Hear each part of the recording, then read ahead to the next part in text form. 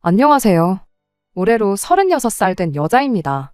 변호사님 만나서 이혼 상담받을 때 세상에 정말 말도 안 되는 사건 하나가 발단이 되어서 이혼하는 부부들이 많다는 이야기를 해주셨어요. 그런데 제 경우도 자기가 봐온 이혼 사유들 중에서도 손에 꼽을 만큼 말도 안 되는 것 같다고 하더라고요. 하기야, 세상에 아픈 시어머니한테 죽 한번 끓여드렸다가 이혼한 사람이 저 말고 세상 천하에 또 어디 있겠나요? 이혼한 게 자랑은 아니지만 어디에라도 한번 털어놓아 보면 제 속이라도 후련해지지 않겠나 싶어서 이렇게 제 이야기 한번 해보려고 이렇게 찾아왔습니다. 결혼 생활 자체만 두고 본다면 그렇게 나쁜 편은 아니었어요. 문제는 시어머니께서 저희 집 근처로 이사를 오시면서 시작되었습니다.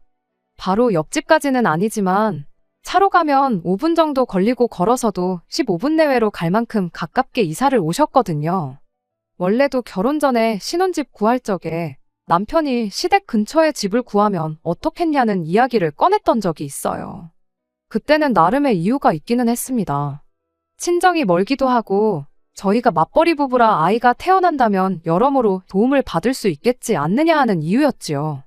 가까우면 반찬 같은 것도 해다 주실 테고 그때 당시는 저희가 차가 없었는데 급한 일 있으면 차를 얻어 타거나 빌려다 쓸 수 있지 않느냐 하면서 애 봐주는 것 말고도 여러모로 도움받을 일이 많을 거라며 저를 꼬드겼죠.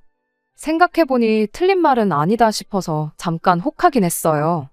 아버님이 저희 결혼하기 전에 돌아가셔서 어머님 혼자 지내시거든요. 어머니 걱정에 가까이 살고 싶어하는 마음이 굴뚝 같다는 건 이해가 갔습니다. 오히려 모시고 살자고 안 하는 게 어디냐 싶었죠. 그래도 왠지 모르게 내키지가 않더라고요. 제가 너무 쉽게 생각하는 것 같아서 주변 지인들한테 물어봤을 땐 차라리 돈을 더 주고 사람을 구했으면 썼지 시댁 근처에서 사는 건 절대 아니라는 조언도 들었기도 하고요. 결국엔 시댁 근처에 신혼집을 구하지 않았습니다. 출퇴근 거리라든지 이런저런 거 재보고 신혼집을 구했는데 하필이면 그게 하필 시댁과 정반대 방향에 있는 동네였어요. 그렇다 보니 시댁과는 오히려 거리가 너무 멀어진 셈이 되었지요. 의견을 냈던 게 남편이지만 이 결정에 별다른 불만을 갖지는 않았었습니다. 앞서 말씀드린 것처럼 다른 부부들처럼 멀쩡하게 잘 살았어요. 결혼하고 1년 정도 지나서 중고차이긴 하지만 국산 중형차로 한 대 뽑았고 그 차 타고 다니면서 주말이면 연애할 때 마냥 여기저기 놀러 다니고 참 좋았습니다. 저희가 경제적으로 넉넉한 편은 아니었다 보니 자녀 계획은 조금 미루기로 했고요. 나이 더 먹고 아이 가지면 노산의 위험이 있어서 걱정되긴 했었는데 이혼한 지금에 와서는 자녀 계획을 미룬 게 어떻게 보면 잘한 일 아닌가 싶기도 하네요. 아무튼 결혼한 지 어느덧 3년이란 시간이 지나고 있었는데 이때부터 조금씩 문제가 생기기 시작했습니다. 어버이날 때였나 언제인지 정확히 기억은 안 나는데 저희가 시댁에 방문했을 때 일이에요. 어머님이 굉장히 깔끔한 성격이셨는데 그날따라 집 상태가 평소랑은 다르게 지저분하더라고요. 그래서 남편하고 구역 나눠서 집 정리하는 거 도와드렸죠. 어찌나 지저분했는지 정리하는 데만 거의 2시간이 걸렸습니다. 다 하고 나니까 원래는 어머님 모시고 가까운 데서 외식을 하려고 했는데 진이 빠져서 어디 나가진 못하겠더라고요. 어머님이 뭔 외식이냐고 그냥 집에서 먹자고 하시길래 집에 있는 걸로 간단히 먹을까 싶었는데 냉장고에 보니까 반찬도 몇 가지 없고 그나마도 있는 건 곰팡이가 피어있고 아무튼 간단히 먹을 상황도 아니어서 배달음식 이것저것 시켜서 먹었습니다. 평소에 굉장히 깔끔하신 분이다 보니 이 상황이 조금 걱정되기도 했어요. 노년기에 찾아오는 우울증이 굉장히 위험하다고들 하잖아요. 어머님 상태나 집 상태를 보면 우울증을 의심하지 않을 수가 없었습니다. 그래서 제가 먼저 어머님한테 요즘 무슨 일 있으시냐고 조심히 물었어요. 아니나 다를까 어머님이 요즘 의욕도 없고 TV를 틀어도 맨날 봤던 것만 해주는 것 같고 재미도 없다. 혼자 지내는 게 익숙해졌다고 생각했는데 요즘 들어 부쩍 외롭고 그렇다. 하고 대답을 하시더라고요. 집에 가는 길에 보니 남편 표정이 많이 어두워 보였어요. 다른 사람도 아니고 자기 어머니 일인데 당연히 신경이 안 쓰일 리가 없었을 테죠. 얼마나 신경이 쓰이는 건지 며칠 내내 남편 상태도 정상은 아니었어요. 밥 먹다 말고 먼 산을 바라보질 않나 같이 TV 보면서 깔깔대다가도 한숨을 푹푹 내쉬질 않나 마침 제 친구 중에 정신과 의사 선생님과 결혼한 친구가 한 명 있었거든요. 인터넷으로 노년기 우울증에 대해서 따로 검색해보면서 이것저것 알아보긴 했는데 그래도 의사 선생님한테 직접 물어보는 것만 쉽겠나 싶어서 친구한테 부탁해서 친구 남편과 따로 만나는 자리를 가졌어요. 그 자리에서 그간 궁금했던 거, 혼자 노년기 우울증에 대해서 알아보면서 이해가 안 되었던 거 이것저것 물어봤습니다. 친구 남편이 제 이야기를 듣더니 노인성 우울증이 맞는 것 같긴 한데 솔직히 이야기만 들어서는 잘 모르고 병원에 와서 한번 검사를 받아보는 게 좋겠다는 대답을 해줬어요. 약물 치료를 병행할 경우 상태가 호전되는 경우가 많기 때문에 꼭 자기 병원 아니더라도 좋으니 병원에 한번 모시고 다녀오라고 조언을 해주더라고요. 그날 집에 돌아와서 남편 불러놓고 제가 들은 이야기를 해줬습니다. 언제 날 잡고 병원 한번 모시고 가자고요. 당신 어머니도 아니고 시어머니 일인데 나 대신 알아봐줬다고 고맙다는 인사를 듣고 싶어서 한 일은 아니었지만 남편은 그런 저를 두고 고마워하기는커녕 그러니까 지금 우리 엄마가 정신병자라고 말을 하고 싶은 거냐고 화를 내더라고요. 어이가 없어서 말문이 막혔지요. 내가 언제 어머님을 정신병자라고 했냐고 따졌더니 엄마 모시고 정신병원 가자는 게 그 소리 아니냐, 시어머니 정신병자 만드니까 기분이 좋냐 하면서 따지고 들더라니까요. 그러면서 한다는 소리가 그냥 결혼할 때 자기 말대로 시댁 근처에 집을 구했으면 이런 일도 없었을 거 아니냐며 저를 원망하는 거예요. 그날 엄마가 외롭다고 하는 말 못 들었느냐며 가까이 살면서 왕래가 많았으면 엄마가 외로워할 일도 없었을 거라고 마치 시어머니가 그런 기분을 느끼는 게 다 저 때문인 듯이 책임을 떠넘기더라고요. 그냥 외로워하시는 만큼 우리가 자주 찾아뵈면 되는 거고 그러면 금방 기분도 나아지실 거라고 하면서 이를 근본적으로 해결할 생각을 해야지 기껏 생각한 게 엄마 정신병원 보내서 정신병자 만드는 거냐고 짜증을 내는데 정말이지 어이가 없었어요. 아니, 현직 정신과 의사 선생님 하고 있는 친구 남편한테 직접 가서 물어본 건데 당신이 알아봐야 의사 선생님보다 더 잘 알겠냐고 한마디 했지요. 제 말이 틀린 말이 아니잖아요. 나는 어머님 증상을 가지고 이것저것 검색해보고 나름 공부하고 알아본 다음에 직접 제 발로 전문가 찾아가서 소견을 듣고 온 건데 아무것도 안 하고 한숨만 푹푹 내쉬던 인간이 의사보다 잘났다고 근본적인 해결책 운운하면서 떠들고 있으니 웃기지도 않는다고 한마디 해줬어요. 그랬더니 또 따지고 들기를 네 친구 남편이 돈 벌고 싶어서 하는 소리를 그대로 믿고 있냐고 세상 물정도 모른다는 소리를 하더라고요. 자기 병원 아니어도 된다고 했고 약 같은 거 처방받고 그러려면 자기 병원보다 집에서 가까운 병원이 더 좋으니 안 와도 된다고 했더니 그냥 하는 소리 아니었겠냐고 따지대요. 상담까지 받고 다 한 데다가 친구 남편이니 당연히 제가 그 병원으로 갈 거라 생각하고 한 말일 거라고요. 설마 당신 지금 의사 선생님 돈 못 벌까봐 걱정해 주는 거냐? 니나 잘해라 하는 말이 목끝까지 차올랐지만 남편을 다른 사람도 아니고 제 친구 남편과 비교하는 거야말로 제 얼굴에 침 뱉는 꼴이기도 해서 참았습니다. 아무튼 그 일이 있은 뒤로 남편이 저한테 삐쳐서 며칠 동안 말도 안 했습니다. 저는 그래도 혹시나 하는 마음에 친구한테 전화해서 남편이 제시한 해결책은 어떤지에 대해서 의견을 물었어요. 그런데 그런 방법도 나쁜 건 아니라고 무조건 약물에 기대는 것도 좋은 건 아니니 일단 그렇게 해보고 경과를 지켜보라는 대답을 들었습니다. 정확히는 조금 극단적이긴 했지만 남편 말도 틀린 건 아니었죠. 그래서 좀 더 시댁에 신경을 쓰기로 했어요. 그런데 문제는 이때부터 남편이 전에 본 적 없는 둘도 없는 효자로 돌변했다는 거예요. 상황이 상황이니만큼 남편이 어머님 챙기는 건 당연하다고 생각했지만 날이 갈수록 도가 지나치다 싶을 정도로 변해가는 게 문제였습니다. 원래는 한 달에 2번 어머님을 뵈러 시댁에 다녀오기로 했는데 언젠가부터 당연하다는 듯이 주말만 되면 시댁에 가는 걸로 바뀌게 되었어요. 매주마다 시댁에 가는 게 불편하긴 했지만 아무래도 어머님 상태가 나아지는 기색이 없었다 보니까 그냥 참았어요. 저러다 남편도 안 되겠다 싶으면 병원에 모시고 가자고 하진 않을까 싶었거든요. 그런데 남편은 어머님을 병원에 모시고 가기는커녕 매 주말마다 시댁에 찾아가는 것도 모자라 이제는 아예 하루를 자고 오면 어떻겠냐고 나오더라고요. 그전까지는 다 어머님을 위해서라 생각하고 참았지만 그때부터는 저도 버겁고 이게 맞나 싶을 정도로 힘들다는 느낌을 받기 시작했습니다. 오죽했으면 이럴 바에 그냥 신혼집을 시댁 근처로 구하자고 할 때 그러자고 했으면 좋았겠다 싶을 정도로 말이에요. 남편이야 결혼 전에 살던 집이니 익숙해서 편할지 모르겠지만 저는 원래도 잠자리가 바뀌면 잠을 잘 못 자는 성격이거든요. 게다가 시댁이 집이 넓지가 않아요. 남편이 총각이던 시절에 쓰던 방이 그대로 남아있긴 하고 남편이 쓰던 침대며 책상이며 그대로 있긴 한데 그 침대가 남편 혼자만 쓰던 1인용 침대였거든요. 원래도 제가 자는 게 예민해서 바닥에서 못 자기도 하는데 그렇다고 제가 침대를 쓰고 남편을 바닥에서 재우기엔 또 시어머니 눈치가 보여서 그렇게는 못 하겠더라고요. 반대로 남편이 침대를 쓰고 제가 바닥에서 자자니 그건 또 그거대로 싫었고요. 게다가 남편이 나간 뒤로부터 어머님이 안 쓰는 짐이며 물건들 이것저것을 남편이 쓰던 방에다 몰아놓은 상황이었던 터라 솔직히 누구 한 명이 바닥에서 자는 것도 불가능한 상황이었습니다. 결국엔 두 사람 다 거실에 이부자리 깔아놓고 바닥에서 잤어요.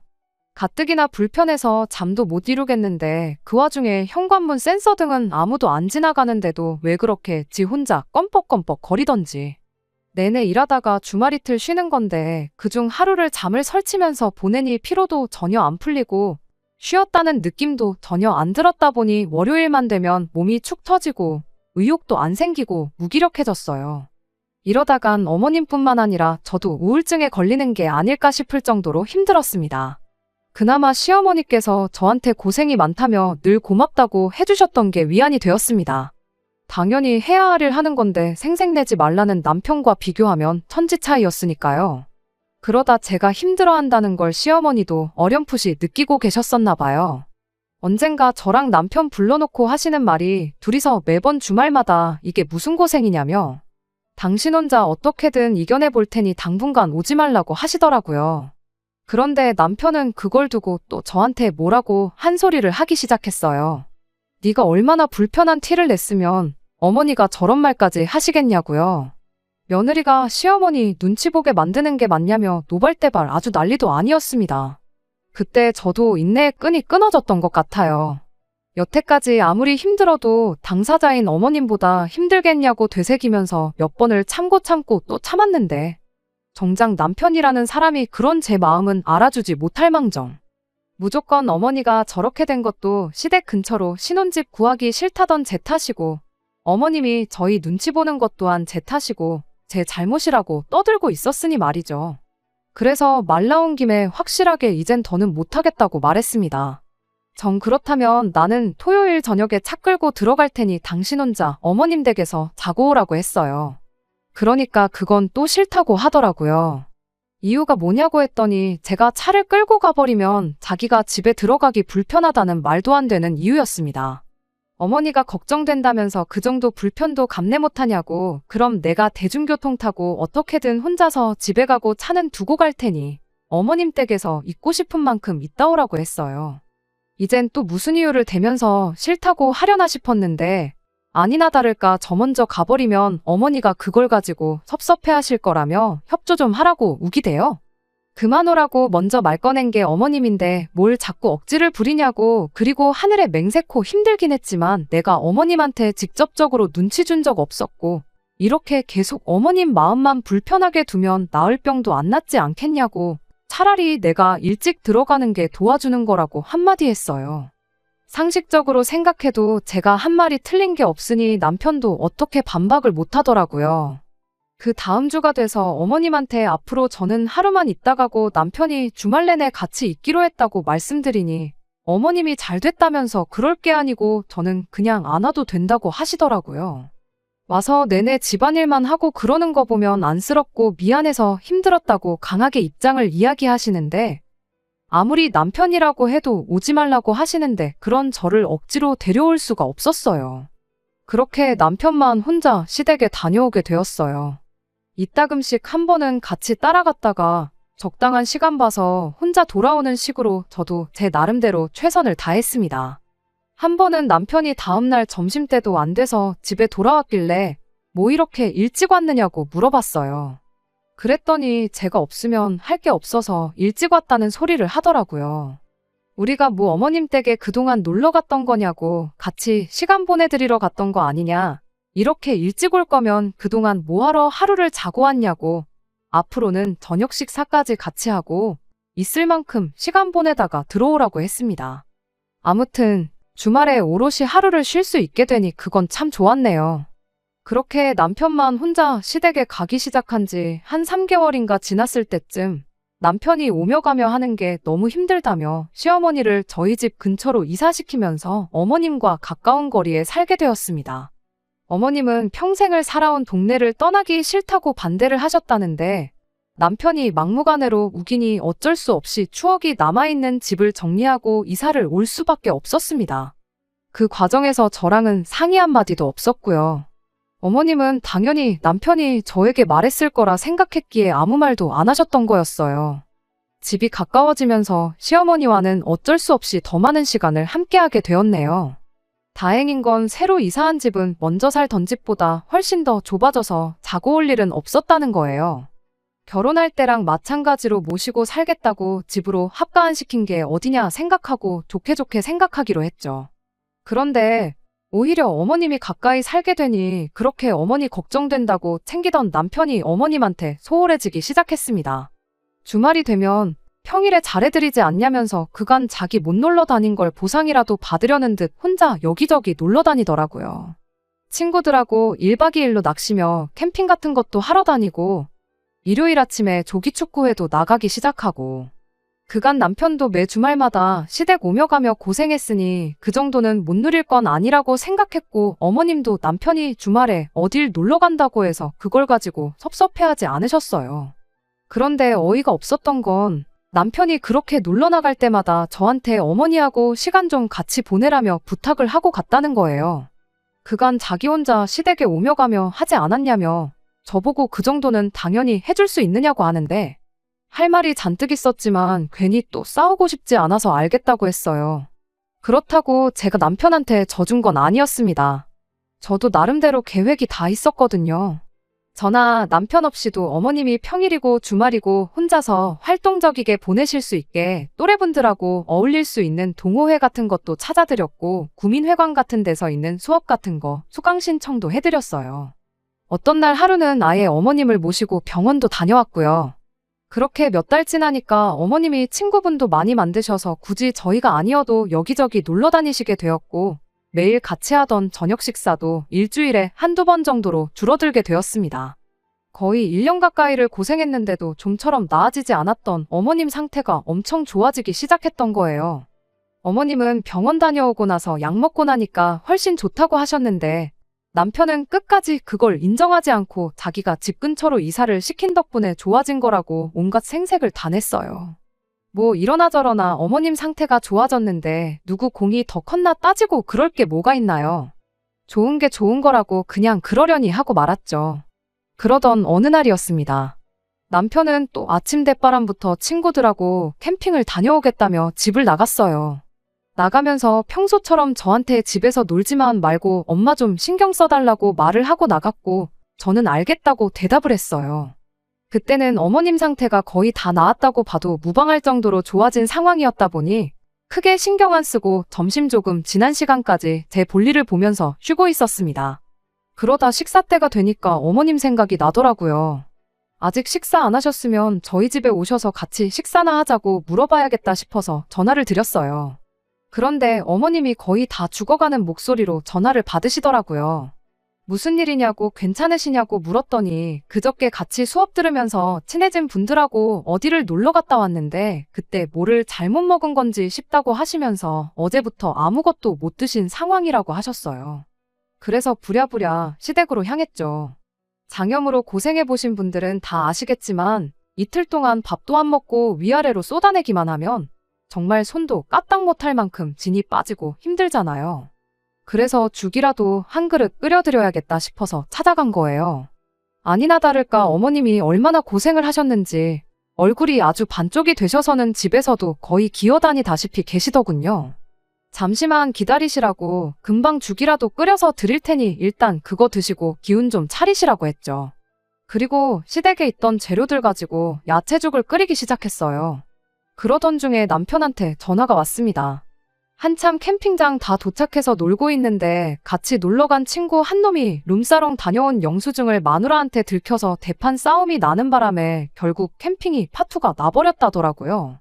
그래서 집에 왔는데 집에 아무도 없어서 어디냐고 물으려고 전화를 한 거였어요. 남편한테 어머님이 장염 때문에 엄청 고생 중이신 것 같아서 죽 한 그릇 끓여드리려고 시댁에 와 있다고 대답했더니 남편이 어머니 많이 아프시냐 묻고는 자기도 여기로 오겠다고 하더라고요. 남편이 온다고 뭐 달라지는 건 없겠지만 온다는데 오지 말라고 하기도 뭐해서 그러라고 했습니다.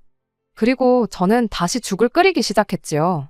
이윽고 남편이 시댁에 도착했는데 뭐가 그리 신이 난 건지 콧노래를 흥얼거리면서 들어오더라고요. 룸사롱 다녀왔다고 남편 놀지도 못하게 하는 친구 마누라랑 비교하면 아픈 시어머니 죽 끓여주는 우리 마누라가 100배 1000배 낫지 하면서 혼잣말을 하는 게 제가 어머님을 챙기고 있는 게 기분이 좋았나 보구나 싶었어요. 그때까지만 해도 저도 덩달아 기분이 좋았는데 사건은 남편이 주방에 들어오면서 순식간에 터져버렸어요. 우리 마누라가 최고라면서 들어왔는데 제가 끓이고 있는 죽을 보더니 뭐 이렇게 건더기가 없냐고 하면서 갑자기 미친 사람처럼 화를 내기 시작하더라고요. 시어머니가 우습게 보이냐면서 뭔 건더기도 하나 없는 죽을 끓였냐면서 마트가 코앞인데 너는 전복 하나 사러 갈 정성도 없냐고 하면서 갑자기 입에 개거품을 물면서 따지고 들기 시작했습니다. 난데없이 이 인간이 미쳤나 싶었는데 가만 보니까 얼굴도 시뻘겋고 입에서 술 냄새가 나는 게 이 인간이 술을 마시고 왔나 보더라고요. 가만 생각해보니 캠핑장에서 막 다리 피고 놀기 시작하다가 친구 때문에 파토가 났다는 말이 떠올랐어요. 그렇다는 건 이미 술은 캠핑장에 도착했을 때부터 마시기 시작했던 거고 거기서부터 집까지 그 먼 거리를 술 먹고 운전해서 왔다는 소리잖아요. 그래서 남편한테 지금 술 먹고 운전해서 여기까지 온 거냐고 제정신이냐고 한마디 했어요. 암만 놀던 중에 파토가 났다고 한들 술을 마셨으면 술을 깨고 나서 오는 게 정상 아니냐고요. 그랬더니 말 돌리지 말라면서 짜증을 내더라고요. 당장 마트 가서 전복 하나 사와서 제대로 된 죽을 끓이라면서 성질을 부리는데 제가 싫다고 어머님 죽일 일 있냐고 전복을 왜 넣냐고 한마디 하는데 남편이 난데없이 펄펄 끓는 냄비를 그대로 엎어버리더군요. 냄비가 엎어지면서 펄펄 끓던 죽이 제 발등에 조금 튀어서 저도 모르게 비명을 질렀습니다. 어머님이 그 소리를 듣고는 아픈 몸이 끌고 나오셔서는 이게 다 무슨 일이냐고 묻더라고요. 남편은 의기양양하게 시어머니 드실 죽에 전복 한 마리도 아까워하는 며느리 교육 좀 시켜주고 있는 거라고 하는데 어머님이 남편 말 끝나기가 무섭게 남편 따귀를 한 대 올리시고는 저한테 괜찮냐고 물어봐 주셨습니다. 그러면서 남편한테 한마디 했어요. 너는 어떻게 된 자식 새끼가 엄마 갑각류 알레르기 있는 것도 모르냐고. 안 그래도 아파 죽겠는데 나를 죽일 셈이냐며 주둥이로만 효도하지 말고 네 아내가 하듯이 행동으로 효도 좀 해보라고 하면서 냉동실에 있는 얼음 꺼내서 제 발등을 찜질해 주시더라고요. 하지만 어머님이 저한테 잘해준다고 한들 당시 남편한테 느낀 감정은 정말이지 그 어떤 말로도 표현이 안 되었어요. 제가 남편하고 결혼한 거지 시어머니랑 결혼한 게 아니잖아요. 술 먹고 운전하는 걸 이렇게 쉽게 생각하는 사람인 줄도 몰랐고 술 때문에 그랬겠지만은 어떻게 펄펄 끓는 죽을 자기 짜증난다고 엎어버리는 그런 욱성질이 있는 줄도 몰랐습니다. 그리고 내 남은 평생을 이 사람과 함께 할 수 있을까 하는 생각까지 들기 시작했어요. 상황이 일단락되고 남편도 어느 정도 술이 깨고 나서는 제 앞에 무릎까지 꿇고 미안하다고 싹싹 빌기는 했는데 그땐 도무지 제 마음이 풀리지가 않았어요. 하루가 지나고 이틀이 지나고 며칠이 지나도 남편과는 여기까지인가 보다 하는 생각이 변하지가 않더라고요.